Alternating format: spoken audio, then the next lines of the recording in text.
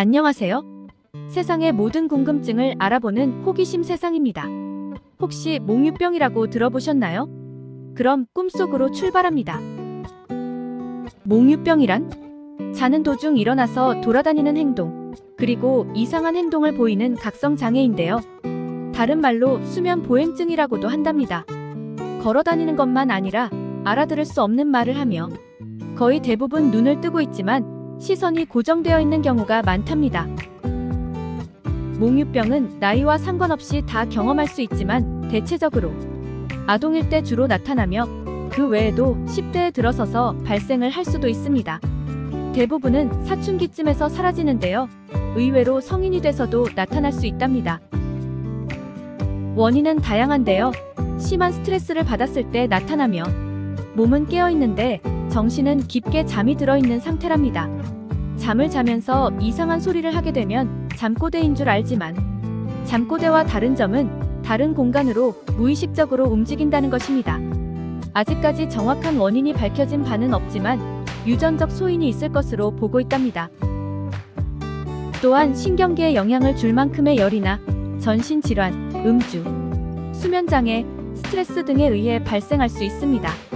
그 외 월경기, 임신기, 청소년기 등 몸의 호르몬 변화도 원인이 될 수 있으며 수면제 및 항불안제, 항간질제, 항히스타민제 등의 일부 약물 복용도 원인이 될 수 있다고 합니다. 몽유병 증상이 가벼우면 자는 위치를 바꿔서 자는 경우 또는 일어나 앉아있다가 다시 자는 경우 정도인데요. 증상이 심하면 일어나서 돌아다니며 말을 하고 사람을 공격하는 행동을 하기도 합니다. 말을 걸게 되면 엉뚱한 말이지만 대답을 하는 경우도 있으며 사람이 다가가면 무서워하며 도망가기도 합니다. 그리고 아이들의 몽유병은 자다가 갑자기 소리를 지른다거나 우는 증상을 보이는 야경증과 연관성이 높다고 알려져 있습니다. 야경증도 몽유병과 비슷하고 주로 4세에서 5세에 많이 발생하며 만 12세 이전까지 많이 나타납니다. 잘 자다가 갑자기 비명을 지르기도 하고 손발을 휘젓는 행동을 하며 심할 경우 몽유병과 같이 집안을 돌아다니기도 하는 것이 야경증입니다. 또한 신생아부터 만 2세에 잘 나타나는 증상 중 하나는 야제증이 있는데요. 야제증은 자야 될 시간에 잠에 못 들고 울면서 보채는 경우입니다.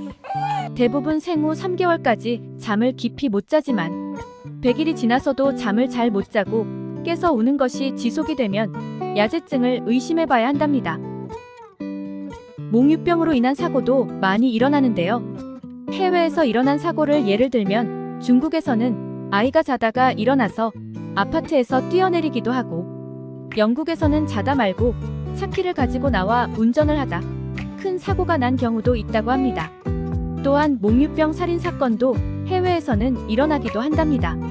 특히 우리나라 같은 경우에는 군대 같은 곳에서 몽유병으로 사고가 난다면 정말 위험하겠죠? 중요한 것은 당사자는 다음날 전혀 기억을 하지 못합니다. 자다가 몽유병 같은 증세를 보이게 되면 될 수 있으면 다시 재우는 것이 가장 좋습니다.